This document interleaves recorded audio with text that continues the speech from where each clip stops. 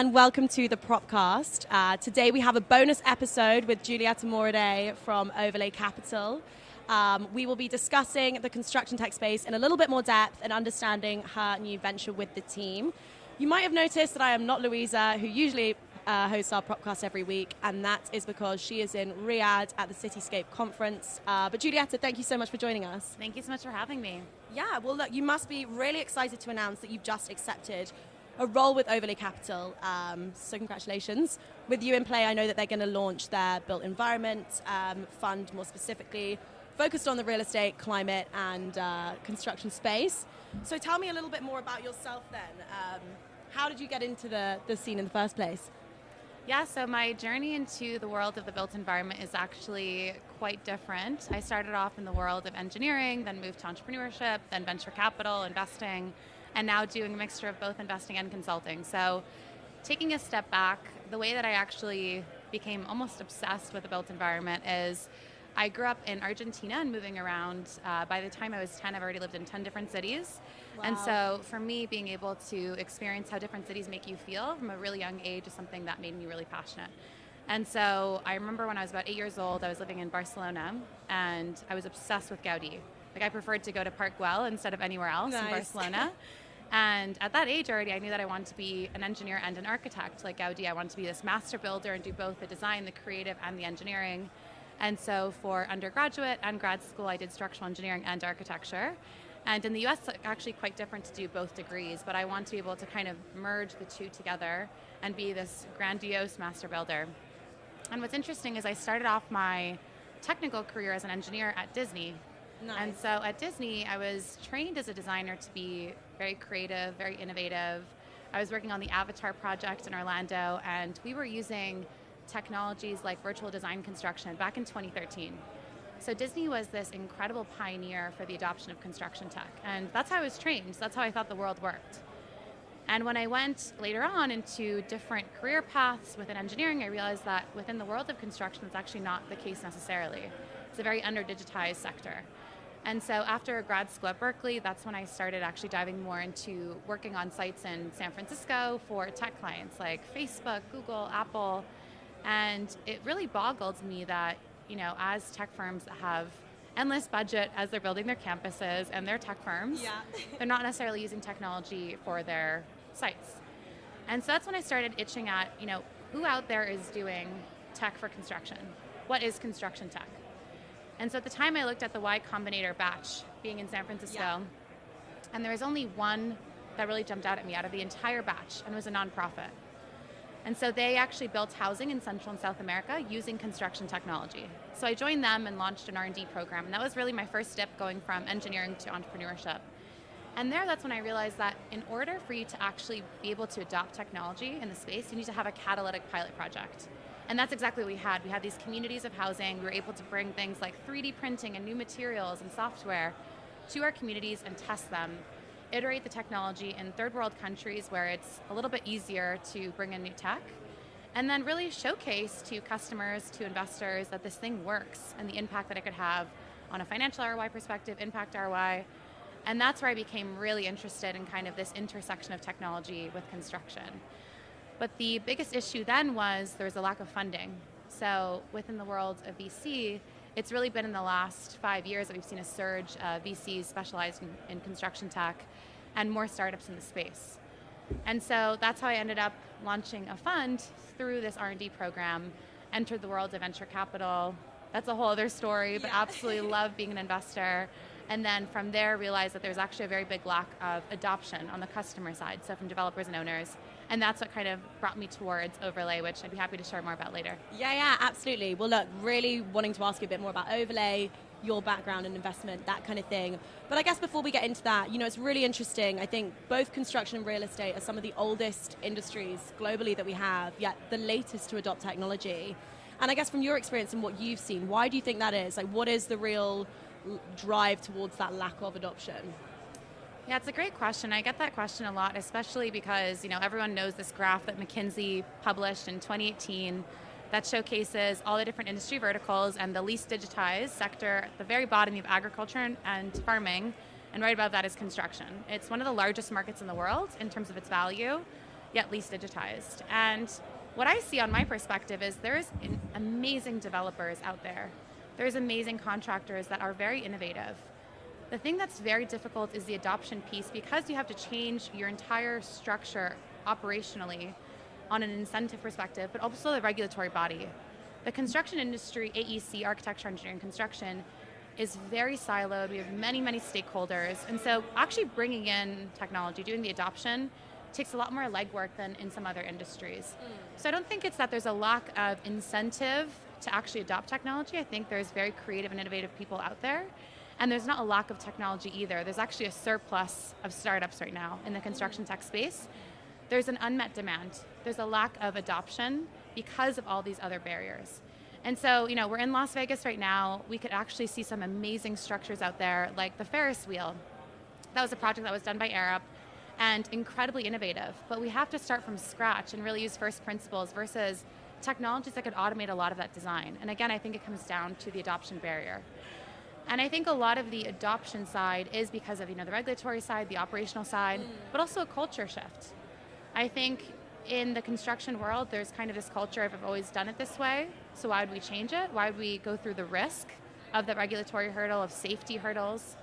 Why would we go through that to just bring in technology? And day to day, we have so many different things going on. We're working so many hours on site, we don't have the time to be really focused on bringing in this technology. So that's what I've been incredibly passionate about for the last few years, is focusing on the adoption barrier, which I think is the number one issue we have in construction. And that's kind of what led me to Overlay. Yeah, absolutely. And so I guess when speaking about that adoption part, I've worked with another VC recently, who I won't name, and they have an EIR program with a top GC in the space. And I think their kind of opinion is why they've launched this program is to really realize some of their ideations, which they feel are perhaps more developed than a lot of these early stage construction tech businesses. I think there's a feeling from them that there's a lot of feature products being made and not necessarily platforms and kind of built out holistic product suites. And that's why maybe they feel like there's been a lack of adoption past that maybe like Series B point where people get a little bit stuck. So, is that a notion you agree with? What's your opinion on that? And do you think that there are any startups challenging that perception? That's a great question and an amazing observation. I think in the space of construction tech, there's a lot of point solutions. And what I mean by point solutions is if we look along the construction value chain from conceptual design through pre-construction, construction execution, post-construction, there's a lot of solutions that target a very specific problem. And now the issue is how do we integrate all of them into one platform seamlessly? People don't want to be purchasing 30 products a month that are SaaS products. It's very difficult to integrate everything together, especially when the majority of people actually use a platform like Autodesk and they want to make sure everything rolls up to that one platform they're using. And so I think the issue of these point solutions is what's leading to, right now actually Built World's released an article last week, I believe, that talks about how most startups are not able to attain past a Series B or within their revenue attain past a 5 to 10 million ARR because they're point solutions and there's a lack of adoption. And so we're seeing a lot more PE firms come into the play and purchase a few of these point solutions and then create platforms, create a roll-up structure. And so we're seeing a lot more of that, which is an interesting play. But I think what's going to be even more interesting is solutions that are integrating together and bringing a lot of these point solutions together, or programs like what Autodesk is doing through their integrations program, which is how do we get these plugins? A lot of these startups have plugins to an Autodesk. Right. How do they all interact together? And I think that's where it's going to get interesting in the next few years. But I still think today we have to get more adoption on these point solutions first, because the industry is just at the early innings of adoption. If you look at those adoption curves within innovation, we hit kind of that peak of the early adopters, and now we're in that valley before we get to the mass public. So those point solutions are kind of those baby steps or the low-hanging fruit before you get to the full integrations. And so I still think that there's a lot of room for the startups that are point solutions to make it big before we get into the full roll-ups. Yeah. It's interesting. It's always great talking to you because having been in the VC side for the last few years and then experiencing it yourself, you definitely have a unique pulse and place in the market. So really, I guess let's go to that VC part now. So what made you transition into VC? What's your experience been like there, and how did you feel that translated from your prior experience into that VC landscape? It was very serendipitous. I never thought that I would be in the world of finance or being a VC, but it all kind of makes sense because I'm so passionate about finding founders at the early stages and really incentivizing them to scale and helping them, coaching them. I think that's so incredible. And I think the passion that I bring into it from the technical perspective is that as an engineer on so many job sites, I've faced the issues myself. So a lot of times I could have been that customer.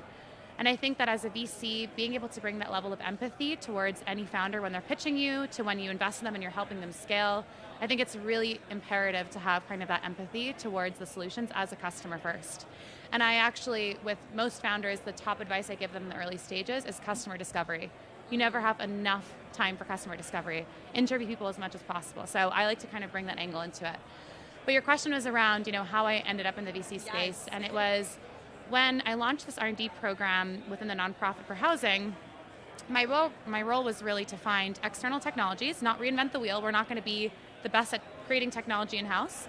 Let's find all the different technologies out there and then bring them to our job sites in our housing communities in Haiti, El Salvador, Bolivia, Mexico, and actually test them and be able to showcase to the world that they work on a structural level, on a reliable level, safety level, all the things, and their financial ROI.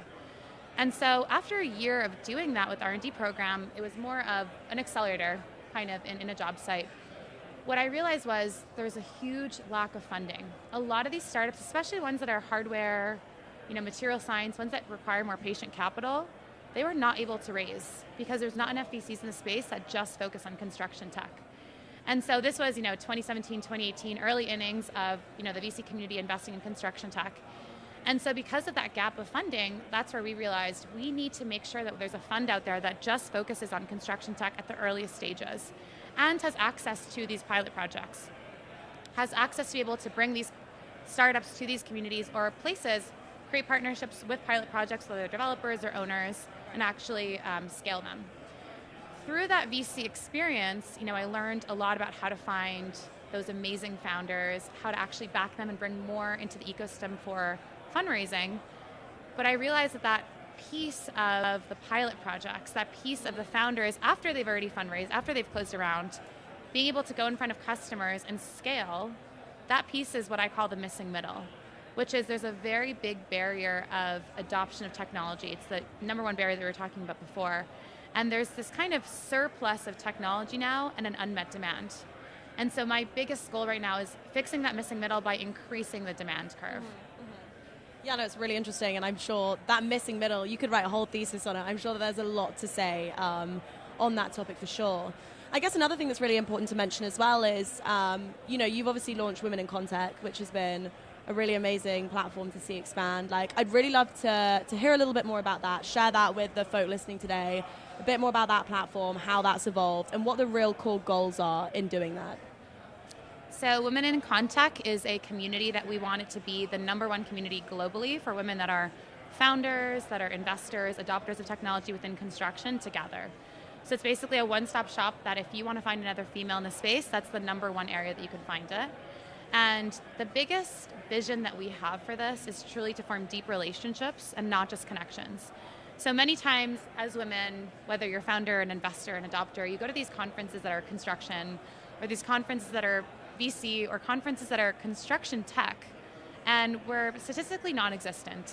Right. When you're combining a world like construction that has very, very low diversity, and then you merge it with VC, also very low numbers, you merge them together, it's very rare to have women in this space. We are seeing it grow. But the main thing is you go to these conferences and our goal is not for you to share 100 business cards, it's really form deep relationships with this community. So how do we do that? Through actual gathering in person. And so Women in Contact started in 2021. And it basically started with a little idea with Antonia from Hilti. She's the director of technology at Hilti. And when we were sharing deal flow, right? Within VCs, we share deal flow, we do co-diligence together, we co-invest together. And I realized there was not many women in the space, of course, makes sense. And so he said, why don't we try to create a little group where we could get the investors together? And so we were in San Francisco. We thought there'd be quite a few of us because we're in Silicon Valley area. We reached out to everyone, and there was 5 that we could find that were just focused on construction tech, very niche. So we went to Blue Bottle Coffee, and there was a big round table with 10 seats, and we were just 5. So we're like, hey, our goal by next year is to make it to 10. Let's fill this table. So it was very grassroots. We just started this community called Women in Contact, and the idea was we want to make sure that we could have little pods wherever there's a lot of tech hubs and have women just meet on a quarterly basis in person. Within a year, this grew to hundreds of women reaching out to us being like, I want to join this community. I've been in construction for a decade and I've never found this kind of community here. And so it's been so grassroots where women have become global and regional leaders. And now we have women in every continent practically, and it's growing so fast. We have over 600 in our community in less than 2 years. And we've had great partnerships with certain conferences like Built Worlds, here at Blueprint. LMRE has been an incredible sponsor of ours and just has been so helpful in terms of bringing more women together. And so I'm really excited for just more women to be connecting. And I think it's incredibly important in the world of construction tech scaling at the rate that it's scaling, that it's a really opportunistic time for women to come in and make a financial difference in their lives, but also bring in a different voice. I think that's really important because it's an industry that's very new. And so we have a lot of opportunity to impact in a different way. Yeah. Well, look, I know we obviously have a long way to go still, right, in terms of DEI initiatives, particularly for women in construction and VC specifically. So, over the last few years, what kind of evolution have you seen with those initiatives in mind across the space, and what trends do you predict to really take full flow over the next 18 months? I think because it is such a new space and a lot of women that come in from more of the technical background like myself, in structural engineering, where I know a lot of women that were PMs at construction firms, the VC industry is attractive to them because they don't necessarily want to be on a job site every single day, or they don't want necessarily those hours that they've had on job sites. So it's an attractive space for them to be in. And what I've seen, and I can't share any numbers, this is more just a personal anecdote, is every conference I've been to, I keep seeing more and more women, early stage founders, VCs, adopters that are leading their teams. So for example, at Blueprint, I have met probably equal amounts of women and men founders, and that's just so exciting to me. Yeah. And so the trend that I'm seeing is I think as it's an opportunistic time to come into our space, more women will come in. And so again, the biggest goal that I have for women in contact is to make sure that our voices are heard and more women are interested in the space. There's so many women that I meet that are working at a construction firm. And they're like, I have no idea how to go into the VC community. It's a very, very hard industry to go into. Or I've had this idea for a startup for years, but I have no idea how to become a founder. Is that something I could do? And just being able to share anecdotes together, it's like more women are interested in entering this space. And so I think for me, it's more, I hope that every single year that trend continues, where at these conferences I'm seeing more and women come, and one day we'll be 50-50. Like my hope is that every single panel, every single speech will be 50-50 women. Yeah, definitely.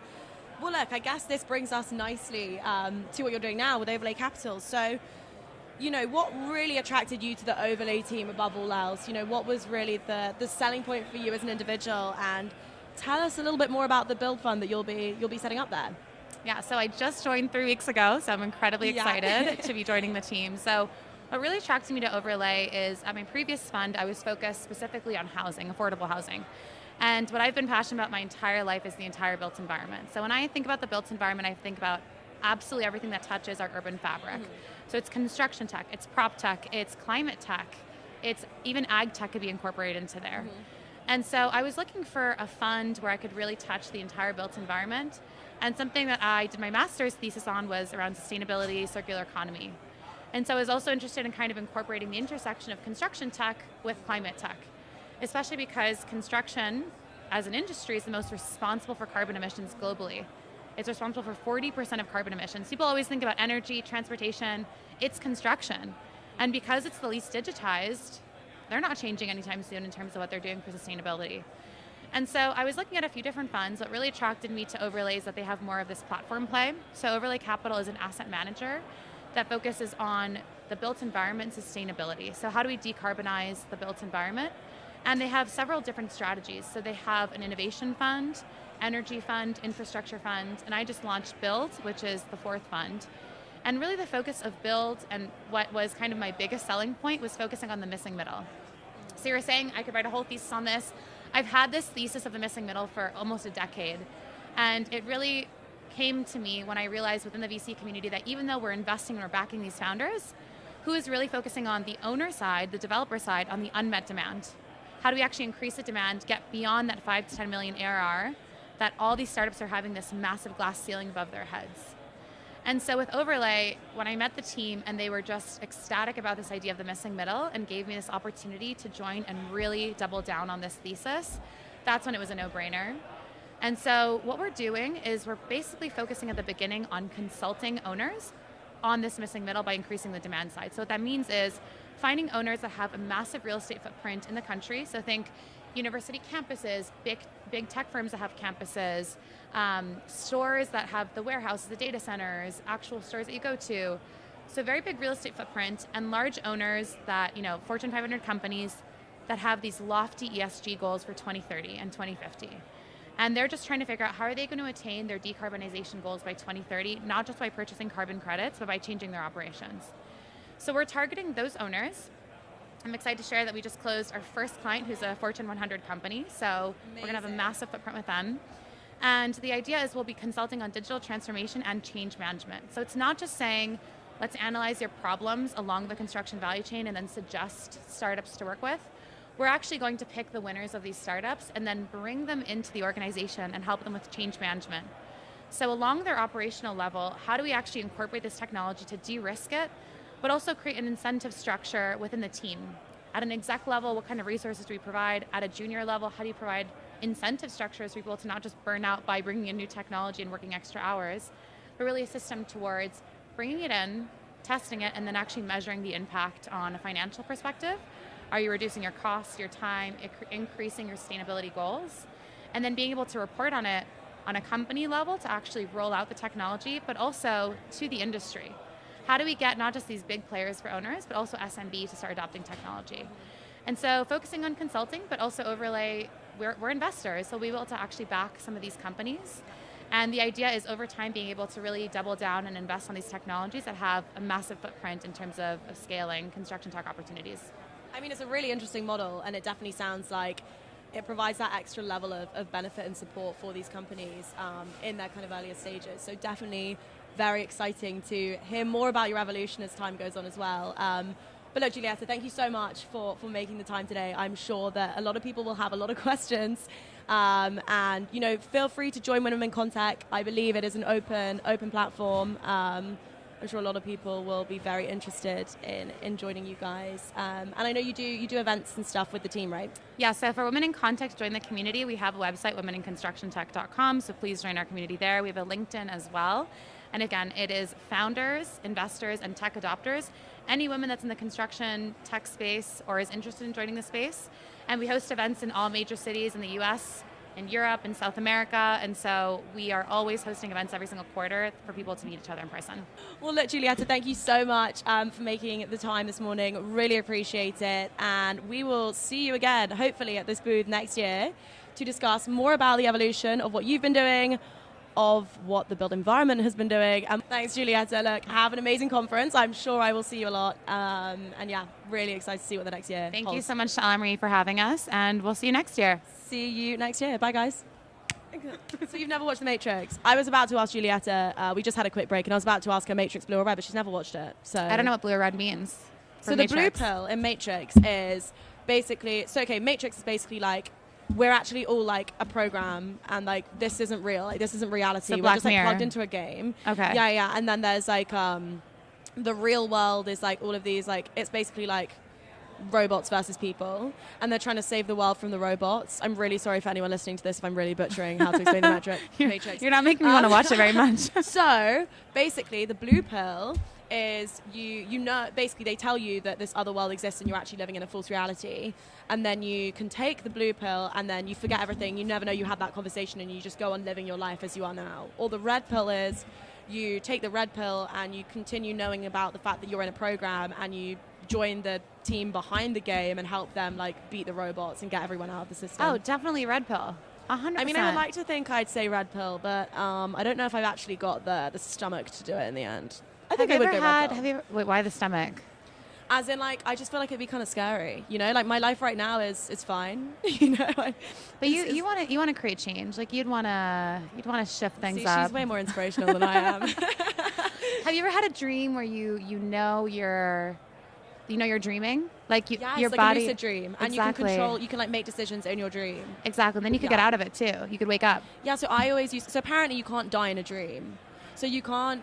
Yes, you can. You could definitely die in a dream. Apparently you can't die in a dream, so you always wake up just before you die. So when I was having a lucid dream and I really didn't like it, this is really morbid. If I was having a lucid dream when I was younger, because I used to lucid dream all the time, and I really didn't like it, what I'd do is I'd find something like a mountain, and I'd just like jump into like it. eagle dive off So it. And I I'd think wake you up. would like the red pill because I think it's like that dream. Yeah. Like you're in control You're of your dream. probably right. Yeah. I think so. I think we're team red. Thank you for helping me understand You're myself welcome. today. That's what this podcast is for, actually. Well, yeah, that is the end of our little saga for today. Julieta, thank you for joining me. Really appreciate your time. I think personally the most meaningful question in this whole thing was the red or blue pill. I agree. And we're both on the same team, so I love that. Yeah, love that. Red team. But thank you so much for joining me. Really excited to see you around this conference as well. I will definitely come over to the overlay booth and hear a bit more about what the rest of the team are doing as well. Wonderful. Yeah, thank you very much. Thank you so much. Thank you.